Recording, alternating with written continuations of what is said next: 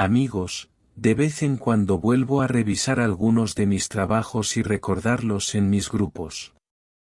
Así que perdonadme por ser un poco pesado. En este caso me gustaría hablar un poco sobre mis ideas del número pi, y exponer el mío. Un tema a revisar es mi visión de la total estructuración lógica de las matemáticas, y sus conceptos geométricos. Para mí, las matemáticas son pura y estricta norma lógica, y por tanto siempre y todo lugar se cumplen estos requisitos.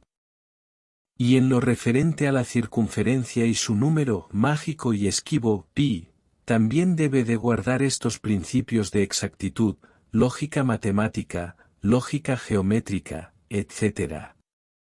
Y basándonos en estas premisas me gustaría distinguir mi número pi, el pi cuadrante, que entiendo cumple estos requerimientos, del número pi actual o algorítmico, que entiendo no cumple los más importantes.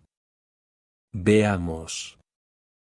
1. La circunferencia quizás sea la figura geométrica más simple y regular, y por tanto debería cumplir la norma y principio lógico y matemático de que todas las fórmulas de medición y ajuste de las figuras geométricas se basan en sus parámetros estructurales, tales como radios, lados, ángulos, perímetros, hipotenusas, catetos, apotemas, etc.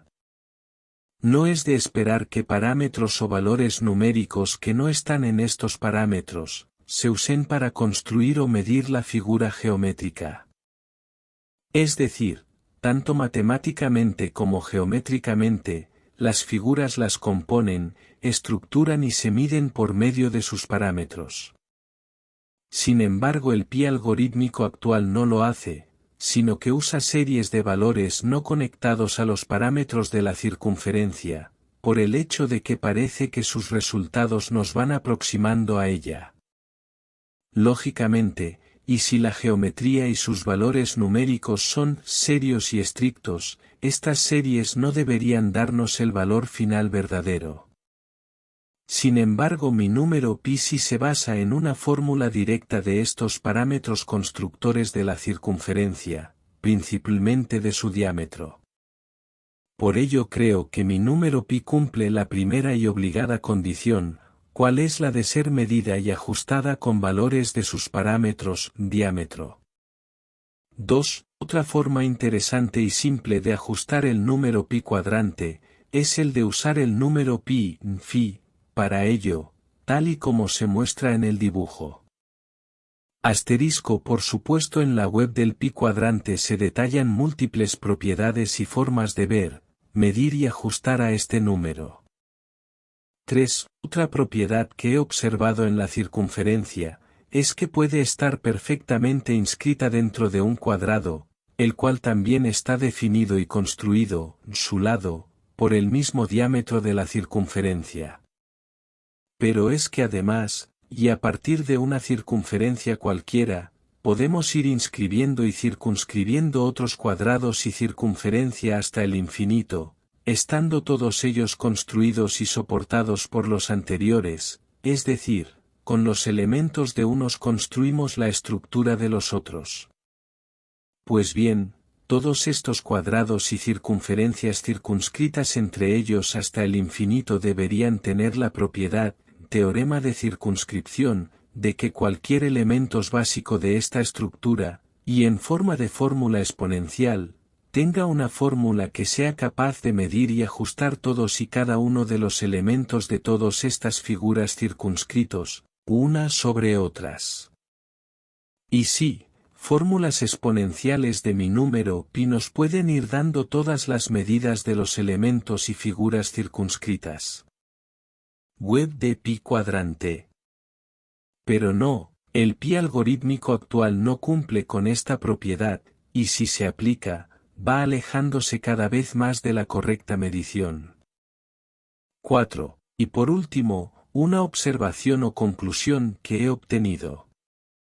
A veces, muchas, cuando me aburro un poco me dedico a cuadrar círculos, y he observado que muchos de los segmentos y arcos posibles interiores a la circunferencia nos apuntan hacia el lugar donde tenemos que situar el segmento pi dividido por 2, pero no terminan de llegar a conseguir su total exactitud, por lo cual entiendo que se debe a que para hallar pi hay que someter los parámetros básicos, radio, diámetro, etc., a muchas raíces y potencias. Para mí la raíz mínima y clave es 17 como se observa en estas fórmulas.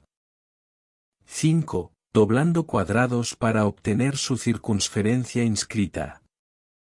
Como algunos de vosotros me decís de estar interesado en la filosofía y lógica de mis fórmulas para obtener pi, pues os resumo los fundamentos.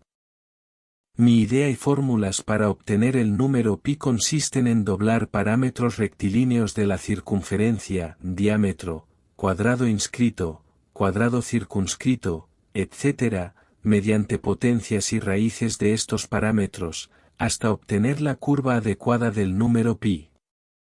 En el dibujo os muestro una forma de explicarlo, donde supuestamente se somete a potencias y raíces un cuadrado mayor del lado pi hasta convertirlo en el cuadrado circunscrito a la circunferencia, y de aquí, haciendo la operación inversa podemos obtener el número pi.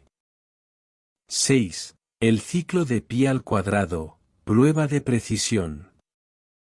Preámbulo. Durante muchos años me ha sorprendido la aparente persistencia del número pi en esconderse y evadirse de una clara muestra de su definición y demostración matemática a través de fórmulas que nos mostraran su verdadero valor y situación. Sin embargo, y a partir de esta fórmula o función cíclica, mi sentir ha cambiado y se han despejado mis dudas y entiendo que el número pi nos ha dicho. Pues bien, aquí estoy, aprisionado, ubicado y medido por mis propios parámetros constructivos. ¿Me ves ahora? Amigos, como ya algunos de ustedes saben, tengo mi propio punto de vista y propuestas para el número pi. Entiendo que tiene un valor irracional, pero no trascendental, y que está totalmente relacionado, integrado y medido por los parámetros de construcción de la circunferencia, diámetro, cuadrados inscritos y circunscritos, etc. Durante estos años de considerarlo así, he podido comprobar que tiene más lógica y con mayores propiedades matemáticas y geométricas que el pi algorítmico utilizado actualmente. Entonces, permítanme exponer una de estas particularidades que me parece interesante, y que también representaría una prueba de su validez. Se refiere a lo que llamo el ciclo de pi al cuadrado, y que relaciona el cuadrado circunscrito a la circunferencia 8, con el número pi de su circunferencia interior, y en el que se utiliza el número decimal operativo 10, para mantener el nivel de operaciones, de potencias y raíces, próximas a la unidad, es decir, al nivel de las dimensiones que estamos utilizando. Esta función de ciclo es simple, y como su nombre lo indica, es cíclica ya que el resultado de entrada de la función matemática es el mismo que el resultado de salida, si se aplica el número pi correcto. Está representado geométricamente por un ciclo o ruleta sobre la que podemos girar o mantener la circunferencia del cuadrado de pi, sin que cambie su valor con la función cíclica que se le aplica. Sin embargo, si añadimos un valor no exacto de pi a este ciclo, entonces la circunferencia de pi2 se distorsiona y destruye rápidamente.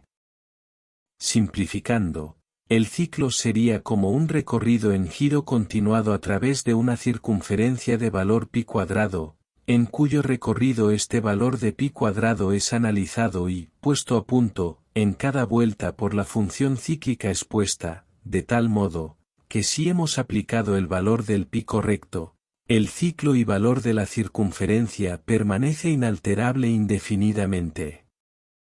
Pero si el pi aplicado no es correcto, la circunferencia se tambalea y destruye rápidamente, más rápido cuanto mayor sea el error en el pi aplicado.